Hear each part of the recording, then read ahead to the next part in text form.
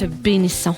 Seigneur, j'appelle ta bénédiction sur cette prédication, ce message, qu'il puisse vraiment toucher les cœurs de chacun, amener un changement dans nos vies. Seigneur, fais ce que tu as à faire au milieu de nous, Jésus. Prends ta liberté. Mon message, je l'ai appelé, vous avez vu en bas, puis on l'a vu tantôt, les fruits, quand ils ont appelé les enfants descendre, il y avait plein de fruits. Les fruits de l'esprit. Mais c'est aussi, mon message, c'est les fruits de l'esprit, mais aussi l'attitude du Saint-Esprit. Qu'est-ce qu'on va voir là-dessus? Ma première image, envoyez donc mon petit éléphant. J'ai trouvé quelque chose de tellement cute cette semaine. Le trouvez-vous beau? Il est cute, hein? Ah, il y en a qui trouvent ça ordinaire. OK, bon, ben passe à l'autre. Les fruits de l'esprit et l'attitude de l'esprit. Qu'est-ce que le Saint-Esprit vient créer en nous? L'Esprit de Dieu produit en nous des fruits, toutes sortes de fruits. Des bons fruits. L'amour, la joie, la paix, la patience, la bonté, la bienveillance, la foi. Il produit la foi, la douceur, la maîtrise de soi. Mais il donne aussi une attitude. Les fruits, c'est plus un verbe être. Être aimant, être en paix, être patient, être plein de bonté. C'est plus du verbe être. Mais être nous amène à faire des choses, à faire des bons choix, à choisir des bonnes attitudes dans nos vies. Puis le Saint-Esprit, lui, quand on est venu au Seigneur, le Saint-Esprit est venu en nous pour nous aider à faire ces bons choix, à faire les bonnes choses. L'Esprit, c'est la puissance, c'est le moteur de la vie chrétienne. Souvent, on nous dit « vivez selon l'Esprit, marchez selon l'Esprit ». Laissez-le vous parler, laissez-le vous conduire, laissez-le vous amener à faire ce qu'il veut que vous fassiez. Marcher selon l'Esprit, c'est choisir de suivre Christ, c'est dépendre de lui en toutes choses. Arrêtez de penser que je vais m'efforcer et je vais essayer parce qu'on est limité. Je ne sais pas si vous l'avez réalisé, mais moi, j'ai vu mes limites, puis c'est assez bas. C'est pour ça que c'est important de marcher avec le Saint-Esprit, parce que lui, il n'y a pas de limite. Je peux compter sur sa foi. La mienne est minime, mais je peux compter sur sa foi. C'est un fruit de l'Esprit. Produis la foi en moi, Seigneur. Je peux dépendre de lui. Marcher selon l'Esprit, c'est dépendre de lui en toutes choses et me soumettre à lui. Comme c'est dit dans Colossiens 1, 1-3, dans la Bible français courant, ça dit, je vais vous le lire là, vous avez été ramenés de la mort à la vie avec le Christ. Alors, recherchez les choses qui sont au ciel, là où le Christ siège à la droite de Dieu. Préoccupez-vous de ce qui est là-haut et non de ce qui est sur la terre, car vous êtes morts et votre vie est cachée avec le Christ. Vous êtes morts. Est-ce que je suis mort? Morte? Ben, quand vous êtes venus à Christ, quand Christ est mort sur la croix, vous êtes morts avec lui. Et quand il est ressuscité, vous êtes ressuscité à une nouvelle vie. C'est comme ça, c'est une transaction qui s'est passée à la croix pour vous. Je suis mort avec Christ et ma vie est maintenant cachée en lui. Dans la Passion, dans la version Passion, ça dit « La résurrection de Christ est aussi votre résurrection. Je suis ressuscité à quelque chose de beau, à quelque chose de nouveau. » C'est pourquoi nous devons aspirer. Aspire, va chercher. Tu sais, quand tu désires quelque chose, t'aspires à l'obtenir. Aspirez à tout ce qui est en haut, car c'est là que Dieu trône dans cette place de puissance, d'honneur, d'autorité. Oui, délectez-vous de tous les trésors du ciel et remplissez vos pensées des réalités célestes. Donc, je dois aspirer à ce qui est en haut, au lieu de chercher toutes les choses qui sont en bas, à terre. Délectez-vous, que ça devienne vos délices. Délectez-vous et remplissez vos pensées de ce qui se passe en haut. Ça va nous tenir occupés parce qu'il s'en passe des belles choses en haut. Désire, aspire, soupire, recherche, attache-toi à ces choses qui sont en haut, qui sont accessibles maintenant, si tu les veux. Les choses d'en haut sont accessibles pour moi. La paix de Dieu, la justice de Dieu, l'harmonie, la réunification, c'est tout là avec lui. Proverbe 4, 23 nous dit, par-dessus tout, veille à ce que tu penses et à ce que tu ressens. Car tes pensées et tes affections modèlent toute ta vie. Ou une autre version va dire, garde ton cœur plus que toute autre chose, car de lui viennent les sources de la vie. Veille sur ce que tu penses et ce que tu ressens, ce que tu te permets de ressentir. Oh, ben l'air plate, lui, aujourd'hui. Qu'est-ce que tu as pensé? Qu'est-ce que tu as ressenti? Oh, elle me fatigue, celle-là. Je me suis permis de penser ça. Veille sur ce qui entre dans ton cœur. Parce que Dieu veut notre cœur. De quoi est-ce que je nourris mon esprit? À quoi j'occupe mes pensées? Essayons de faire un petit test sur nous, une demi-journée. À quoi j'ai occupé mes pensées cet avant-midi? Elles sont allées vers quoi? Est-ce qu'elles étaient pour élever Dieu ou c'était pour juger un, haïr l'autre, m'arranger pour y arranger le portrait? À quoi j'ai occupé mes pensées? De quoi je nourris mon esprit? Ce qu'il y a de meilleur ou ce qu'il y a de douteux? Comment nous nourrissons? De la même manière qu'on nourrit bien notre corps, on lui donne des vitamines, on lui donne ce qu'il y a de bon parce qu'on veut qu'il grandisse bien. De la même manière, on doit prendre soin de notre esprit. Mais le problème avec la loi fait ci, fait ça. Le problème avec la loi, c'est qu'elle nous fait faire ce qu'elle nous dit de ne pas faire. Par exemple, je vais vous montrer un exemple. Si je vous dis, ne pensez pas à un éléphant rose. Levez la main ceux qui ont pensé à un éléphant rose. Vous n'aurez pas de point de démérite, là. Vous pouvez lever la main. Tous ceux qui ont pensé à un éléphant rose, savez-vous pourquoi vous avez pensé? Parce que je vous ai dit de ne pas le faire. C'est ça le problème avec la loi. La loi te dit, fais pas ci, fais pas ça. Et qu'automatiquement, c'est à ça que tu penses. Vous avez pensé à l'éléphant rose. Mais, moi, ce matin, ce que je veux partager, c'est qu'il y a une meilleure manière de faire. Puis la parole nous amène à ça. Un jour, j'avais un problème avec des pissenlits sur le parterre.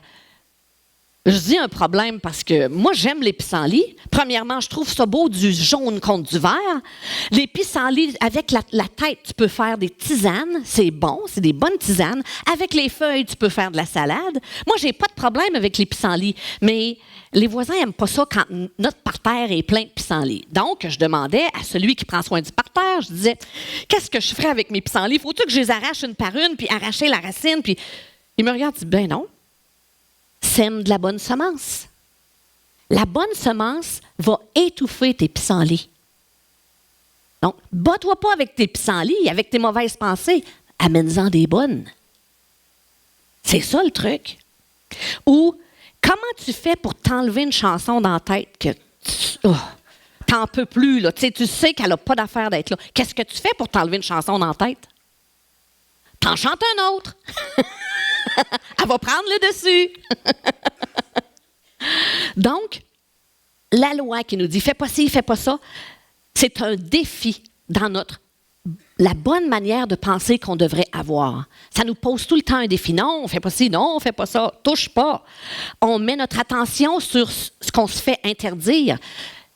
Peinture fraîche, ne touchez pas. Combien parmi vous ont envie d'aller toucher? Ah, c'est peut-être sec.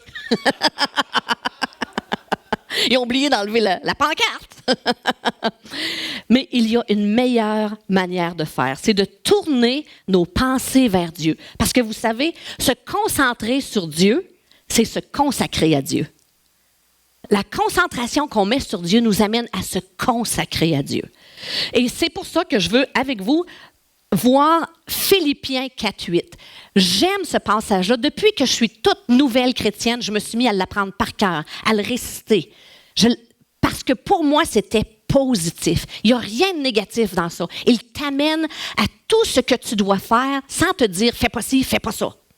Donc, ça dit « Enfin, frères et sœurs, portez vos pensées sur tout ce qui est vrai, tout ce qui est honorable, tout ce qui est juste, tout ce qui est pur, tout ce qui est digne d'être aimé, tout ce qui mérite l'approbation, ce qui est synonyme de qualité morale et ce qui est digne de louange.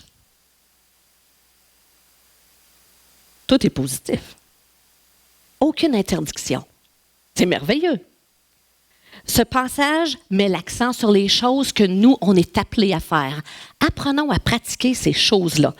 Par exemple, tout ce qui est vrai, que ce soit l'objet de nos pensées. Parce que dans l'autre version, ça dit que toutes ces choses-là soient l'objet de nos pensées. Que ce qui est vrai soit l'objet de nos pensées, selon qu'on puisse marcher, parler, selon la vérité et non selon le mensonge. Psaume 31:6 dit « Je remets mon esprit entre tes mains, tu me délivres, Éternel, Dieu de vérité. » Ici, il est le Dieu de vérité. Puis dans Jean 14, je pense que c'est 17, Jean 14, 17, Jésus parle du Saint-Esprit qui va venir et il dit « Il est l'Esprit de vérité. » Dieu de vérité, l'Esprit est l'Esprit de vérité. On peut s'appuyer sur eux. Ils sont la vérité. Jean 17, 17, dans la prière sacerdotale, Jésus disait « Sanctifie-les par ta vérité. Ta parole est la vérité. » Psaume 25, 5. Psaume 25, 5, il dit « Conduis-moi dans ta vérité et instruis-moi, car tu es le Dieu de mon salut. Je m'attends à toi chaque jour. Conduis-moi dans ta vérité. Éloigne-moi du mensonge. » Il y a tellement de mensonges que nous croyons sur nous-mêmes. Si on commence à faire une liste, « Ah, je ne suis pas belle. Ah, je ne suis pas capable de faire ça. Ah, non, moi, j'y arriverai jamais. » C'est tous des mensonges, ça. C'est pas ça la vérité. La vérité, c'est que Dieu vit en moi et Dieu n'a pas de limite. Dieu est tout-puissant à travers moi. Dans le psaume 25, 5, on vient de le lire, je pense, psaume 25, 5, « Conduis-moi dans ta vérité et instruis-moi », la version Passion dit « J'ai enveloppé mon cœur dans le tien ». Tu peux mettre l'image. « J'ai enveloppé mon cœur dans le tien ». Si mon cœur est enveloppé dans le cœur de Dieu, imaginez les mensonges. Un mensonge s'en vient, puis il frappe Dieu qui est le Dieu de vérité, l'Esprit de vérité. Est-ce que ça va passer au travers? Il vient de frapper un mur. Le mensonge ne peut plus me pénétrer parce que je suis caché en Dieu. Ma vie est cachée en Christ. Psaume 62, 5, il dit « Ils prennent plaisir au mensonge, ils bénissent de leur bouche et ils maudissent de leur cœur. » Il ne faut pas que ce soit comme ça avec nous. Qu'on bénisse, qu'on dise « Ah oui, je te bénis », puis qu'on se tourne de bord puis qu'on parle en mal de la personne. Ça ne doit pas être comme ça parmi nous. Éphésiens 4, 25 de la Parole vivante dit « Alors, ne mentez plus. Chacun doit dire la vérité à son prochain. La vérité du fond du cœur. Ne disons pas des paroles de la bouche puis pensez le contraire. Dites la vérité à son prochain parce que tous ensemble, nous faisons partie d'un même corps. On a besoin que ce soit la vérité qui nous amène, qui nous fasse avancer, et non pas le mensonge. Parce qu'un mensonge, c'est comme s'appuyer sur un roseau cassé. Appuyons-nous sur la vérité. Proverbe 6, 23. La vérité, c'est comme un faisceau, c'est comme une lumière. Un faisceau de lumière sur tous les domaines de ta vie. Elle t'instruit, elle te corrige pour que tu puisses trouver le chemin de la vie. Donc souvent, on va dire confesse tes péchés. Oui, confesse tes péchés, mais confesse aussi la vérité. Dis ce qui est vrai. Dis ce que Dieu pense vraiment de toi au lieu de dire ce que toi tu penses de toi. Dis ce que lui pense de toi. Parce que vous savez, confesser la vérité, ça demande de la foi. Bien plus que de confesser nos péchés. Je n'ai pas besoin de foi pour confesser que, bon, j'ai manqué mon coup, je m'excuse, j'ai parlé en mal de toi. Je n'ai pas besoin de foi pour dire ça. J'ai juste besoin de constater, réaliser. Mais confesser la vérité, ça demande de la foi. Par exemple, je suis un enfant de Dieu. Je ne suis plus un orphelin, je suis un enfant de Dieu. Je suis conduit par l'Esprit de Dieu. L'Esprit est en moi et je le crois que c'est lui qui me conduit. Je suis fort dans le Seigneur. Dites-le avec moi, je suis fort dans le Seigneur. Confessez la vérité. Dites, je suis béni de toute bénédiction spirituelle. Je suis justifié par Christ et présentable devant Dieu. C'est pas tout le monde qui le dit, là. Je peux tout par celui qui me fortifie. Déclarer ces vérités-là, au lieu de déclarer « Oh, je pense pas que je vais être capable d'y arriver. Oh, la dernière fois, j'ai pas réussi. Je pense pas que ça va marcher cette fois-ci non plus. » Arrêtons de déclarer des mensonges, des incapacités. Déclarons ce que Dieu dit sur nous. Deuxième, honorable. Que tout ce qui est honorable soit l'objet de vos pensées. L'honneur. L'honneur, la culture d'honneur. Cette culture-là attire la présence de Dieu. Comme le respect amène le respect, l'honneur attire l'honneur. Mais l'inverse de l'honneur, de donner de l'honneur à quelqu'un, c'est le déshonneur. Vous l'aviez pensé. Mais c'est le manque aussi, le manque de respect. C'est le mépris, c'est la moquerie. C'est déshonorer une personne que de se moquer d'elle. C'est la négligence ou l'indifférence. « Oh, elle ne m'intéresse pas. » Ça, c'est un déshonneur que de ne pas lui donner la valeur qu'elle a. Toute vérité n'est pas bonne à dire, bien sûr. Il y a des choses qu'on sait, c'est la vérité. Ça ne veut pas dire qu'il faut le dire. Des fois, il faut juste la taire, la vérité. Un jour, il y avait, pour ceux qui le connaissent, Graham Cook, un prophète, qui s'en va dans une église parce que le pasteur l'avait invité dans une grosse église, puis vient prophétiser sur mon église. Puis, tout le monde, une belle fin de semaine prophétique. Puis il dit, mais à la fin, je te réserve parce que j'aimerais ça que tu prophétises sur mon groupe de leaders parce qu'ils ont travaillé fort toute la fin de semaine, puis j'aimerais que tu puisses prophétiser sur eux. Donc, à la fin de la fin de semaine, il rassemble tous ses leaders, puis Graham Cook commence à prophétiser sur chacun. Il arrive devant l'assistant pasteur, il arrive devant lui, puis il reçoit un download. Il le voit avec un couteau frapper le pasteur dans le dos pour le détruire. Il est vraiment en train de lui faire du mal. Il est devant le gars, puis il voit cette image-là. Qu'est-ce que je vous ai dit? Toute vérité n'est pas bonne à dire. Qu'est-ce que vous auriez fait? Là, la personne est devant vous, puis elle attend que vous parliez, puis toi, tu reçois ça. Là. Ce qu'il est en train de faire, c'est qu'il détruit son pasteur. Et il est l'assistant pasteur.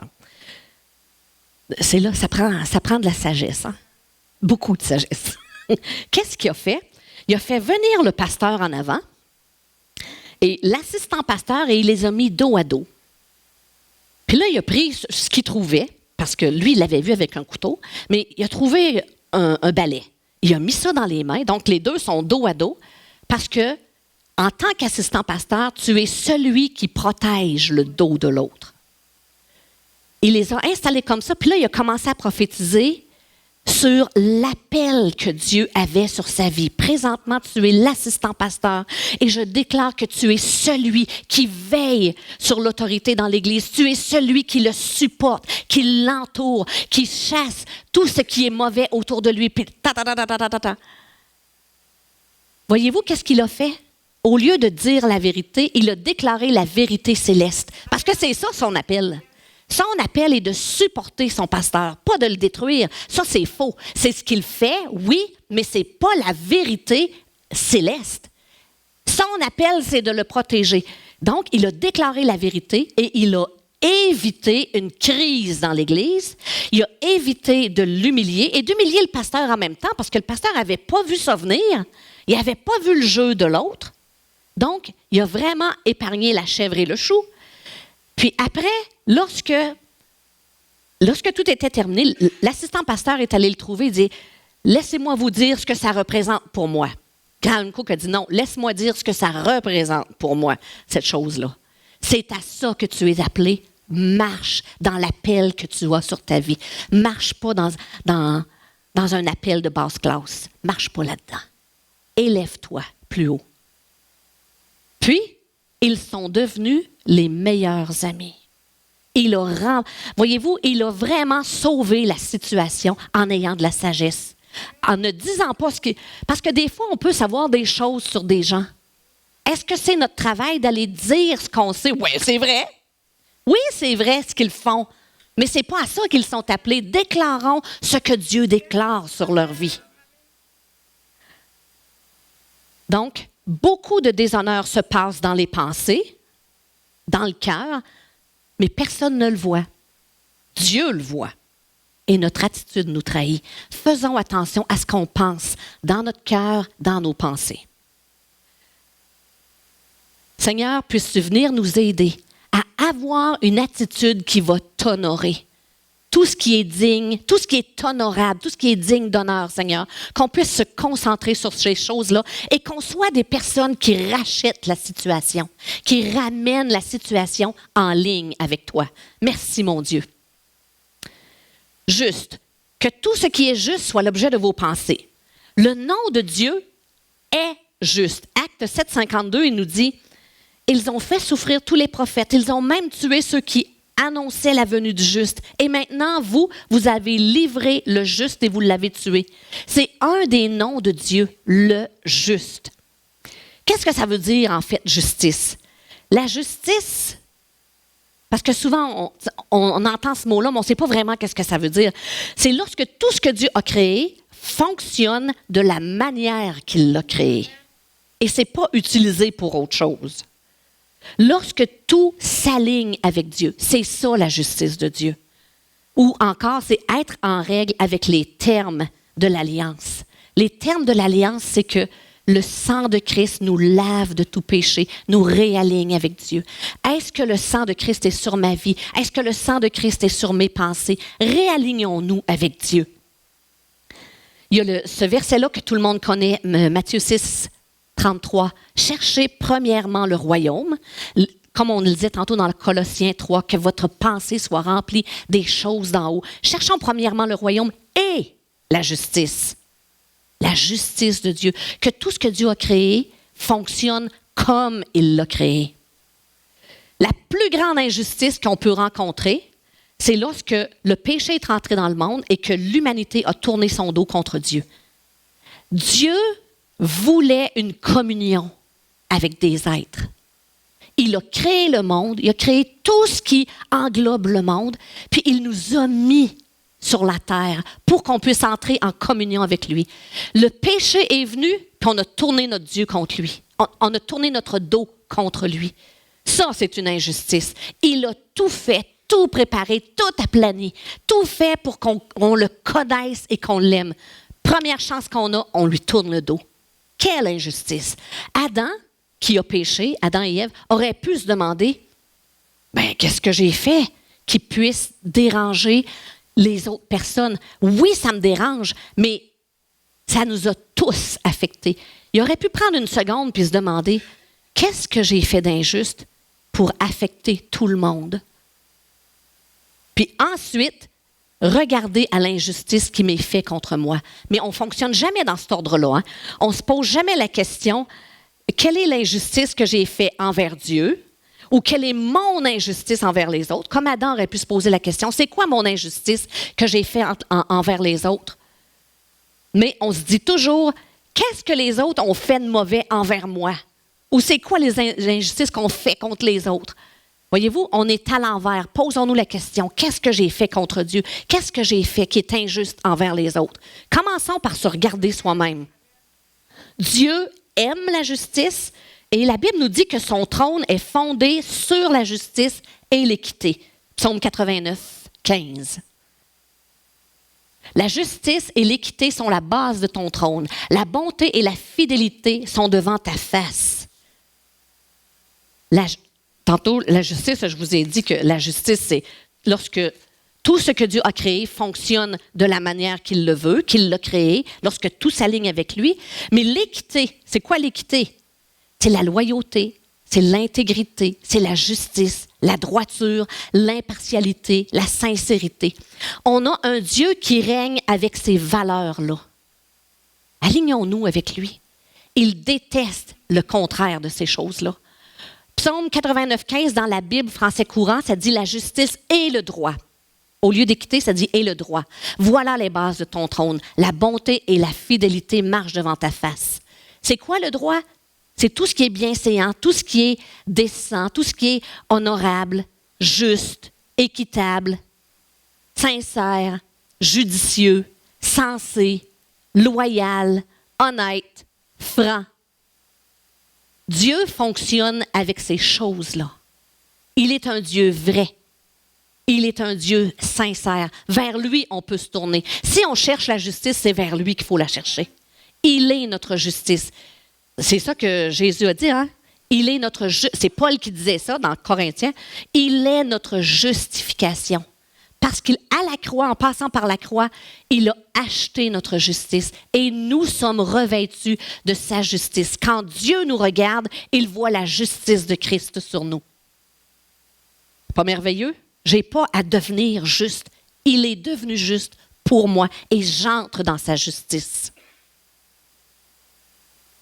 Père, montre-nous la partie dans nos cœurs qui n'est pas en ligne avec toi, qui n'est pas en ligne avec tes voies, avec ta justice. Révèle-nous ce qui n'est pas en ligne avec toi, afin qu'on puisse devenir juste, marcher dans ta justice. Prochain, tout ce qui est pur, que tout ce qui est pur soit l'objet de nos pensées. Psaume 141, 3 nous dit « Dieu, donne-moi la grâce de veiller sur mes lèvres et de ne rien dire de mal. » De ne rien dire de mal, de nono, de niaiseux, de pas nécessaire, de déplacé, de grivois, d'irréfléchi, qui n'est pas en ligne avec le cœur de Dieu. Mets un filtre à ma bouche. On peut y demander, tu sais, humblement, Seigneur, mets un filtre à ma bouche. Mais là, on va dire, on ne peut plus rien dire dans ce cas-là. On ne peut plus rien faire, on ne peut plus rien penser. Ben oui, dis la vérité.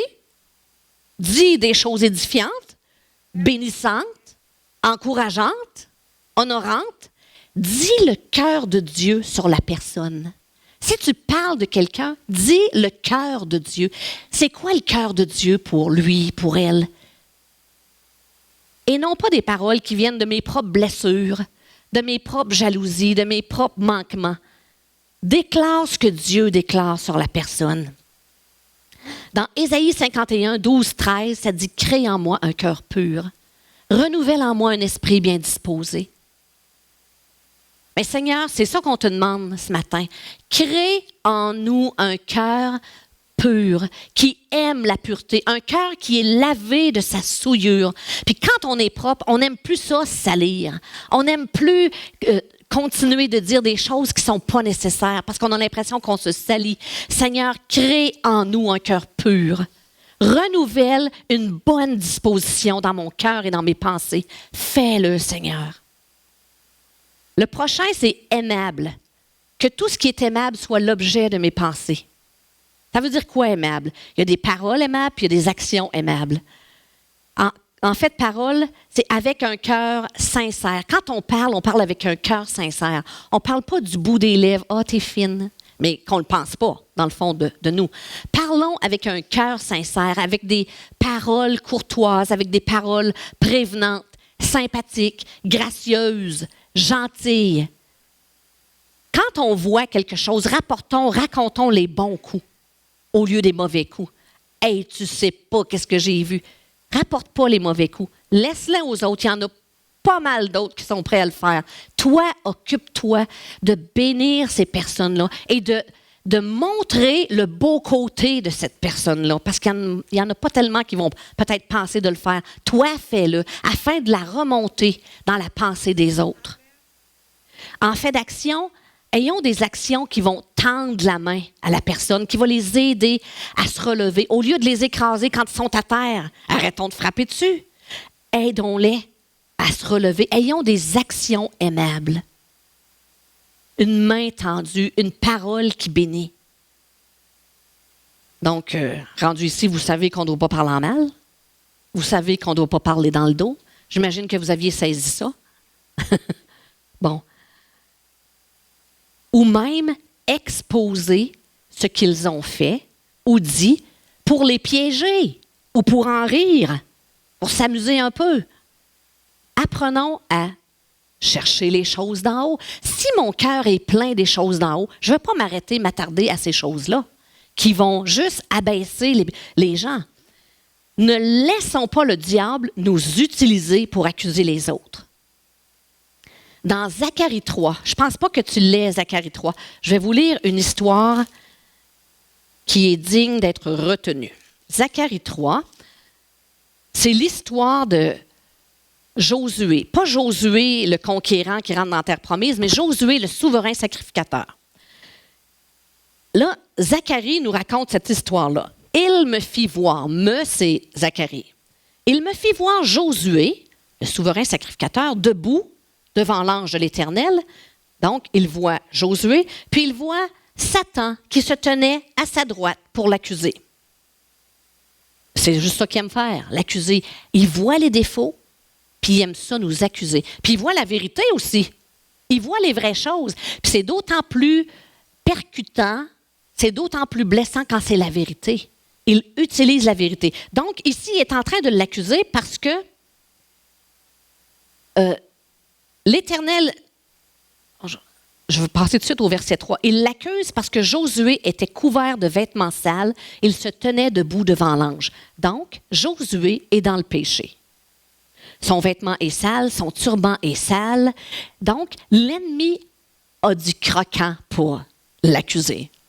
Parce que c'est vrai. C'est vrai. Mais qu'est-ce que je vous ai dit tantôt? Toute vérité n'est pas bonne à dire. Oui, c'est vrai que Josué a péché. Verset 2, l'Éternel dit à Satan, que l'Éternel te réprime, Satan, que l'Éternel te réprime, lui qui a choisi Jérusalem. N'est-ce pas là, Josué, un tison arraché du feu? Puis toi, tu viens devant moi, puis tu l'accuses?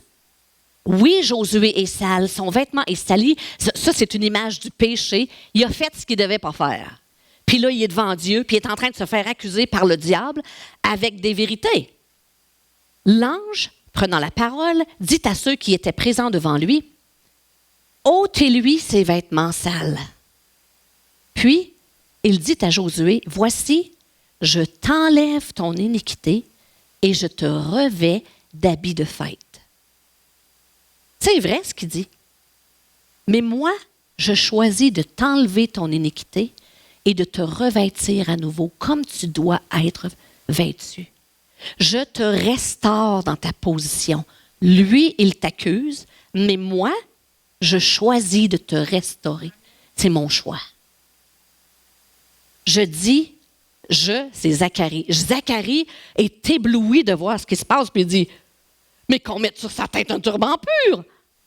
Tu sais, on y met des vêtements purs, mettez-lui un turban aussi. Il a embarqué dans la vision. Il s'est mêlé de la vision parce qu'il était tout excité de voir ça. Et ils mirent un turban pur sur sa tête. Et ils lui mirent des vêtements. L'ange de l'Éternel était là. L'ange de l'Éternel fit à Josué cette déclaration. Là, je viens de t'enlever ton péché, je viens de te restaurer dans ta position. Écoute bien. Si tu marches dans mes voies et si tu observes mes ordres, tu jugeras ma maison et tu garderas mes parvis. Parce que c'est ta fonction à toi d'être dans mes parvis et de connecter les gens avec moi. Si tu marches dans mes voies et si tu observes mes ordres, qu'est-ce que ça veut dire ici? Dans le contexte de l'histoire que je viens de lire, qu'est-ce que ça veut dire? Si tu gardes mes voies, marche selon mes ordres, ça veut dire, tu vois ce que je viens de faire là? Que je viens de t'enlever ton péché? Bon, bien maintenant, fais la même affaire. Fais pareil. Fais-le aux autres. Au lieu de les accuser avec leur péché, au lieu de les accuser avec la vérité, puisque c'était la vérité, accuse-les pas. Restaure-les. Pardonne-les. Remets-les sur pied. Aide-les à revenir sur leurs pieds. Fais ça. Mais Satan, lui, c'est pas ça qu'il aime. Satan, on l'appelle l'accusateur des frères. C'est ce qu'il dit dans Apocalypse 12:10. Il est l'accusateur des frères. Et dans notre histoire, il était à la droite, se tenait à la droite pour l'accuser. Mais vous savez, sous la Nouvelle Alliance, c'est qui est à la droite de Dieu? C'est Jésus qui est à la droite de Dieu. Satan n'a pas d'affaire là. Il ne pourrait pas endurer d'être dans sa présence. Donc, si c'est Jésus qui est à la droite de Dieu, l'ennemi n'est plus là pour nous accuser. Mais il aime accuser. Alors, qu'est-ce qu'il fait? Il utilise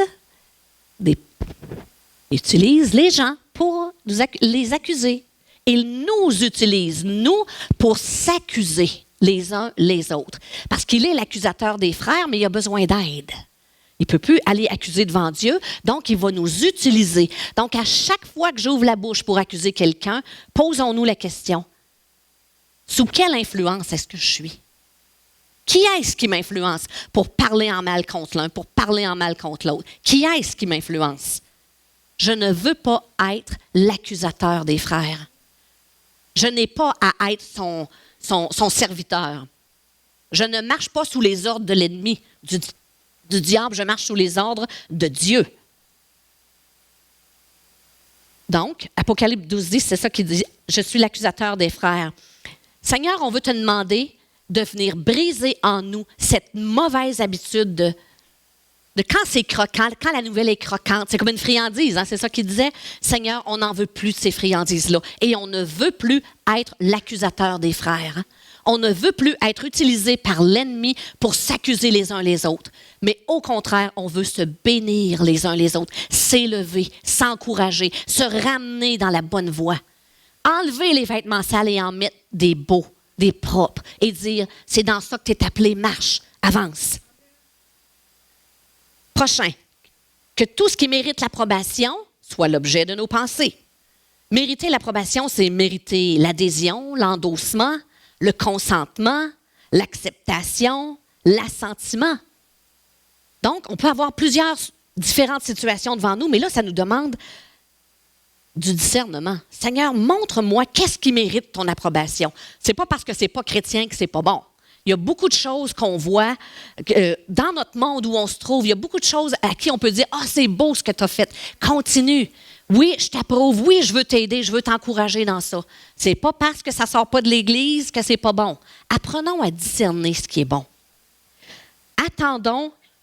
Faisons attention à tout ce qu'on regarde, que ce soit à la télé, les mainstream médias qui ne disent que des mensonges, les vidéos, les réseaux, toute la sexualité débridée, la violence gratuite auquel on expose nos yeux et notre cœur.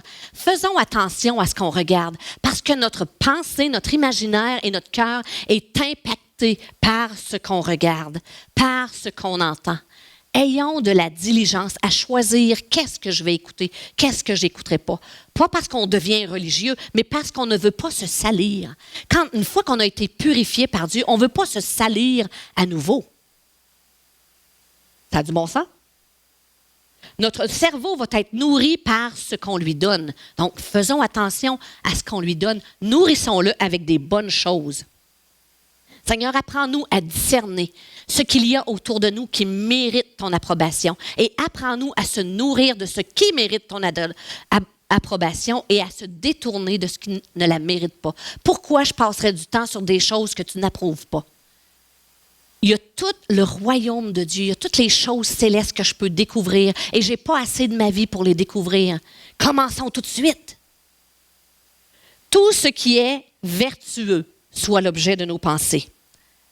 Vertueux veut dire dignité, honnêteté, intégrité, loyauté, pudeur, droiture, chaste, continence, bonté. Tout ce qui est vertueux. Un jour, il y avait un père de famille qui voulait enseigner ses jeunes garçons, adolescents, à marcher dans la vertu. Puis, il marchait sur la rue, puis il y avait un gros panneau avec une fille, on va dire bien roulée, sur le panneau. Fait que là, du coin de l'œil, il regarde ses fils. Les fils ont vu ça. Puis là, ils ont regardé encore. Fait que là, il dit, voilà le bon temps pour leur donner une petite leçon. Fait qu'il dit à ses garçons, les gars, vous savez, c'est pas le premier regard qui est péché. T'as pas le choix. Promène ton regard. C'est pas le premier regard qui est péché, c'est le deuxième. Et quand tu reviens pour regarder, c'est là que ça devient moins bon. Le premier, c'est pas grave, mais reviens pas dessus. Choisis de rester pur. Choisis de rester chaste. Parce qu'une fois qu'on est lavé, c'est plaisant d'être propre. Tu sais, quand tu sors de la douche, c'est plaisant d'être propre. Tu n'as pas envie d'aller te salir tout de suite après. C'est le fun hein, de rester pur. Mais si le sang de Jésus nous lave, retournons pas dans ce qui nous a salis. Évitons ces choses-là. Romains 12,2 nous dit « Soyez transformés par le renouvellement de l'intelligence. » Seigneur, on t'invite à changer nos pensées. Mais pour ça, il faut se brancher sur quelque chose, sur ce qui est positif.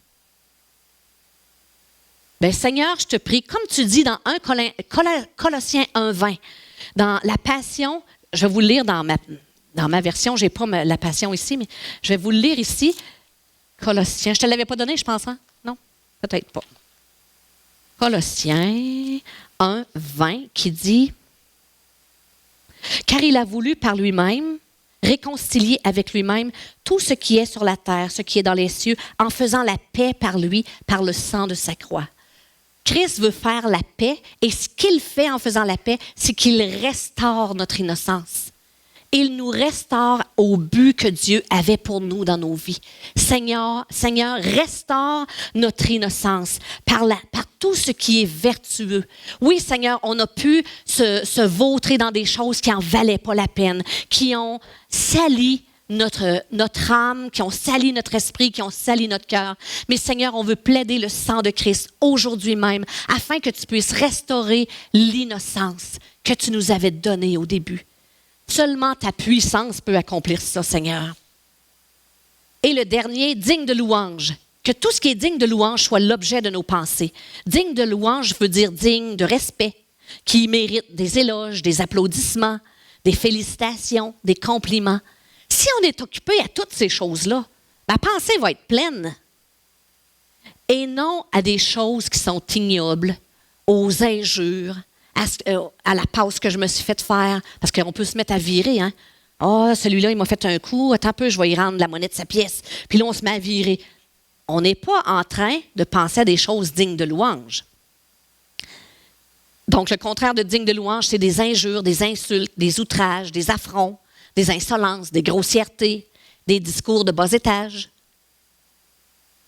Donc, on se dit, ah, ben là, je ne dois plus faire ça. À cause que la loi nous dit, fais pas ci, fais pas ça. Pensez pas à un éléphant rose. Encore une fois, vous avez pensé à l'éléphant rose, hein? Je le savais. Mais donc, Philippiens 4,8, pensons à tout ce qui est bon, tout ce qui est honorable, vertueux, digne de louange, aimable, digne d'approbation, tout ce qui est pur. Pensons à ces choses-là et notre esprit, notre cœur va être occupé constamment toute la journée. Parce que en lui, je ne suis pas condamné. Je suis une nouvelle créature. Et j'ai le cœur et les pensées remplis de Dieu et de tout ce qui est dans le royaume de Dieu. Je choisis de tourner mes pensées, d'affectionner ce qui est en haut. Parce que c'est pour moi ici, maintenant. Si j'ai soif de ça, il va me les donner. Notre pensée, frères et sœurs, notre pensée est la porte d'entrée de notre homme intérieur.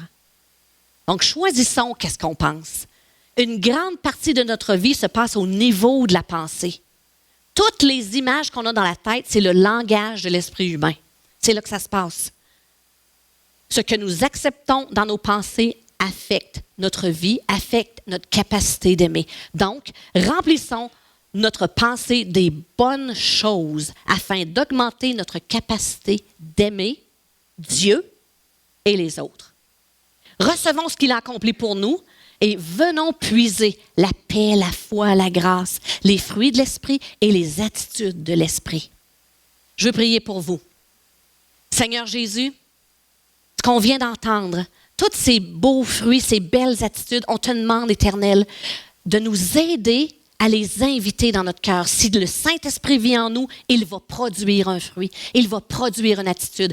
Donne-nous, Seigneur, de laisser la place au Saint-Esprit dans nos vies, qu'il puisse être, qu'il puisse faire ce qu'il veut, ce qu'il désire.